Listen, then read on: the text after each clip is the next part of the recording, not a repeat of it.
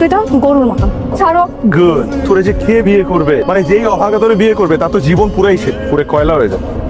তুমি সেই অভাব, তোমার সাথেই আমার বিয়ে হবে। তোমাকে পুড়িয়ে পুড়িয়ে কয়লা বানিয়ে ফেলবো।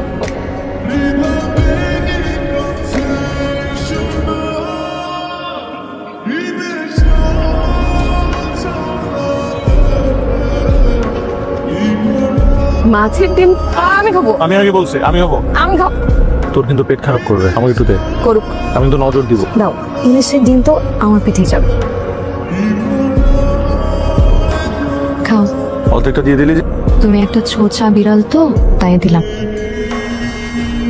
আচ্ছা অসহ্য ভাই, তুমি সব সময় একটা গানে শোন, বোরিং লাগে না? প্রিয় কোনো জিনিস বোরিং হয় না, প্রিয় সব সময় প্রিয়। যেমন আমার প্রিয় কবিতা হচ্ছে কাজল চোখের মেয়ে, প্রিয় গান খোলা হাওয়া, প্রিয় খাবার ইলিশ, আর প্রিয় মানুষ প্রিয় মানুষ নাই।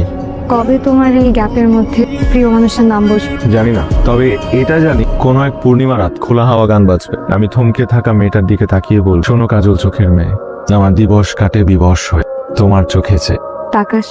আকাশ, বুকের ভেতর আকাশ, কাজল চোখের মেয়ে, তুই তাকালে থমকে থাক আমার বুকের বাপাস। এই মেয়েটা লাইনটা তুই ধরলি যে। একটা জিনিস খেয়াল করেছো অসহ্য ভাইয়া, কবিতা শেষ দুইটা লাইন, তুই তাকালে থমকে থাক আমার বুকের বাপাস। তার মানে তোমার জীবনে যে প্রিয় মানুষটা হবে সে একটা তুই হবে, তুমি না। তাই তো তুমি না খুঁজ একটা তুই খুঁজ। সাদা হোসেন দিল তো একটা প্যাচ লাগায়। চাচি একটু মাকে বুঝাও না, আমি সপ্তাহে 5 দিন হলে থাকি, বাকি 2 দিন শুক্র শনি তো তোমাদের সাথেই কাট। মা প্রতিবার বিদায়ের বেলায় এমন একটা আচরণ করে মনে হয় আমি বছরের পর বছরের জন্য যাচ্ছি। মায়ের কষ্ট তুই বুঝবি কি করে? হ্যাঁ ঠিক আছে আসি, মন খারাপ করে না, আসি। কি রে আবির, কি অবস্থা তোর? অবস্থা আমরা কি আর তোর মতো সুখী মান? কিরে তোর গরুটা আজকে কি দিছে রে? বাদাম দে তো খাই।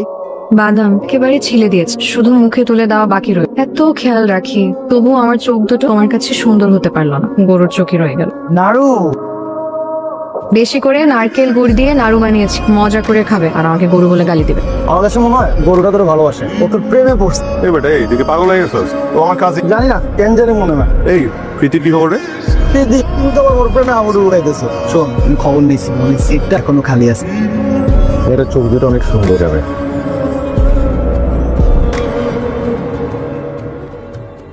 মনে হয় আমাকে কিছু বলতে চান। এত সহজে তোমার নাগাল পাও সেটা বুঝি নাই। আপনি ক্যাম্পাসের সিনিয়র, বাট আপনি সবসময় অসহায়ের মতো তাকিয়ে থাকেন, তাই ভাবলাম ফোন নাম্বারটা দিয়ে আপনার একটু হেল্প।